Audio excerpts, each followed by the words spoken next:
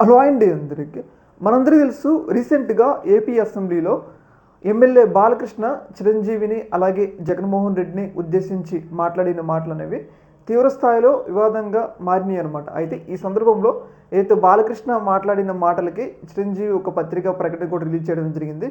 ఇందులో భాగంగా ఆయన బాలకృష్ణ మాటలను ఖండిస్తూ అలాగే ఆ రోజు నేను జగన్మోహన్ రెడ్డి గారితో మాట్లాడబట్టే సినిమా రేట్లు పెరిగినాయి అనే విధంగా అయితే చిరంజీవి గారు తన పత్రికా ప్రకటనలో తన అభిప్రాయాన్ని అయితే చెప్పడం జరిగింది. అయితే ఇప్పుడు రీసెంట్గా ఆర్ నారాయణమూర్తి, మనందరికీ తెలుసు ఆర్ నారాయణమూర్తి గతంలో జగన్మోహన్ రెడ్డిని ఏదైతే తెలుగు టాలీవుడ్కి సంబంధించిన ప్రముఖులందరూ జగన్మోహన్ రెడ్డిని కలిసిన వాళ్ళలో ఆర్ నారాయణమూర్తి కూడా చాలా ప్రముఖమైన వ్యక్తి. అయితే ఆయన రీసెంట్గా చిరంజీవి ఒక పత్రికా ప్రకటన రిలీజ్ చేసిన తర్వాత ఆర్ నారాయణమూర్తి కూడా స్పందించడం జరిగింది. స్పందించి ఆయన ఏం చెప్తుండో అంటే, జగన్మోహన్ రెడ్డి గారు మమ్మల్ని అవమానించలేదు, సాధారణంగా గౌరవించారు తప్పితే మమ్మల్ని అవమానించలేదు అని చెప్పేసి ఆర్ నారాయణమూర్తి చెప్పడం జరిగింది. అయితే దీన్ని బట్టి మనం చూసుకుంటే ఇన్నాళ్ళ నుంచి జగన్మోహన్ రెడ్డి గారి మీద ఒక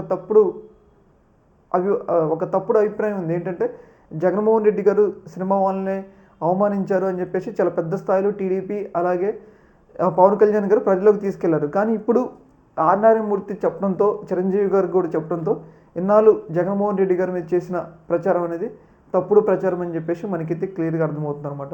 ఏదేమైనా కానీ వీళ్ళు ఇప్పుడు మాట్లాడే కన్నా ఎన్నికల కన్నా ముందు మాట్లాడితే కొంచెం జగన్మోహన్ రెడ్డి గారికి ఎన్నికల్లో మరీ అంత నష్టం ఉండబోదని చెప్పేసి మనకైతే అర్థమవుతుంది.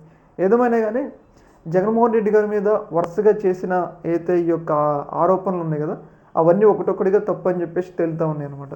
ఈ యొక్క అంశంలో మీ యొక్క అభిప్రాయాన్ని కామెంట్ సెక్షన్లో తెలియజేయండి. ఓకే మరి.